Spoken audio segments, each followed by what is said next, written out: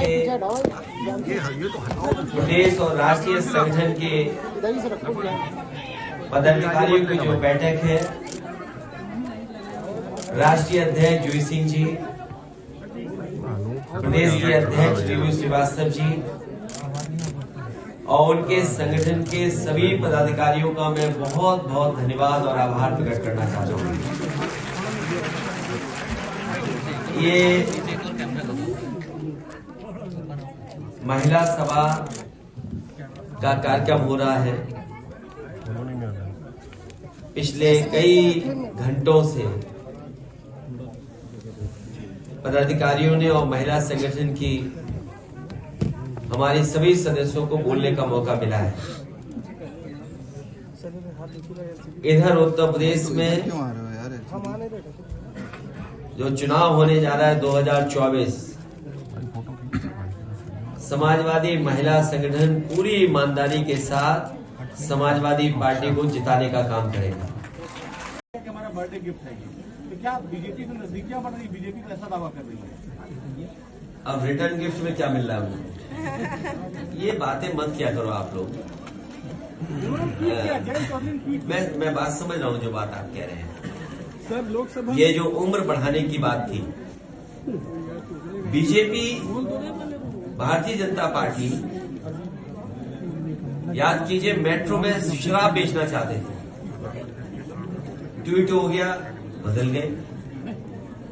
उम्र को लेकर के पूरे प्रदेश के नौजवान आक्रोशित थे।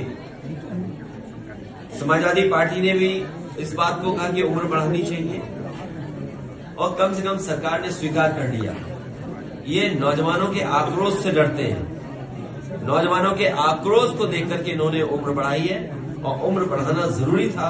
ये अच्छा यह उम्र बढ़ा दी, नहीं तो तमाम नौजवान बेरोजगार रह जाते। लेकिन सवाल यहां तक नहीं है, क्योंकि चुनाव करीब है, इसलिए नौकरी का दिया है और ये रिजल्ट वोट पड़ने के बाद भी नहीं आएगा।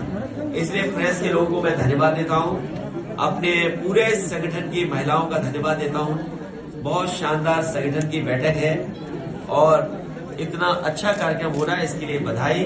हमें उम्मीद है कि यहाँ पर संगठन के आए हुए सब लोग ये संकल्प लेकर के जाएंगे अपने गांव, अपने मोहल्ले, अपने बूथ पर समाजवादी पार्टी की योजनाओं को, नीतियों को, कार्यक्रम को पहुंचाएंगे और जिताने का काम करेंगे।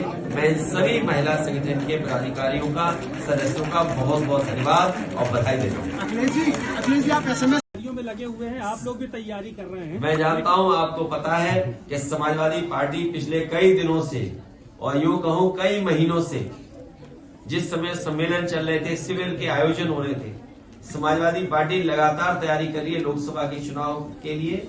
और गठबंधन जब बन जाएगा, 80 सीटें हराने का काम यही गठबंधन भारतीय जनता पार्टी को करेगा। और 80 सीटें हराओ, देश से भारतीय जनता पार्टी को हटाओ, संविधान बचाओ, लोकतंत्र बचाओ और नारी सम्मान बचाओ। सर, प्रधानमंत्री जी 30 तारीख को अयोध्या में है दिया है, तो ये नारा तभी पूरा होता है जब इसमें आदि आबादी की भागीदारी हो। पिछड़े, दलित, अल्पसंख्यक और आदि आबादी की बात समाजवादी लोग हमेशा उठाते रहे हैं और अब इनकी जिम्मेदारी बनती है कि सबसे ज्यादा गैर बराबरी का सामना अगर किसी को करना पड़ता है समाज में, तो हमारी यही माताएं बहनें हैं। जहां गैर बराबरी के खिलाफ इन्हें खड़ा होना है, वही लगातार जो खबरें मिलती हैं और जो देश के आंकड़े बता रहे हैं, सबसे ज्यादा उत्पीड़न, अन्याय और असुरक्षित महिलाएं कहीं दिखाई दे रही तो वो उत्तर प्रदेश में है। और जहां जहां बीजेपी की सरकारें हैं, वहां सबसे ज्यादा माताएं बहनें असुरक्षित हैं। ये हमारी माताएं बहनें और संगठन के लोग, इन्हें मणिपुर याद है कि किस तरीके से वहां पर महिलाओं के साथ, बेटियों के साथ, बहनों के साथ व्यवहार हुआ है। दुनिया में कहीं भी इस तरह की घटना हुई होगी वहां की सरकारों ने कड़ी से कड़ी निंदा की, लेकिन भारतीय जनता पार्टी की सरकारें होने के बावजूद भी उन माताओं बहनों को जो न्याय मिल जाना चाहिए था, न्याय में नहीं मिला।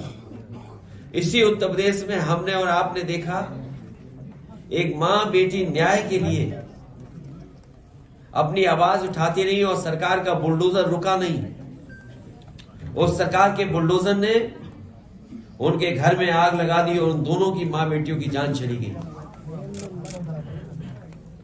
और हर दिन अखबारों में महिला उत्पीड़न की कहीं न कहीं घटना सुनने को मिलती है। जितना सेंसिटिव सरकार को होना चाहिए था, सरकार सेंसिटिव नहीं दिखाई दे रही है, केवल वो नारों में दिखाई दे रही है। अगर नारी सम्मान बचाना है तो हम सबको मिलकर के भारतीय जनता पार्टी को उत्तर प्रदेश से हटाना होगा। समाजवादियों ने अपनी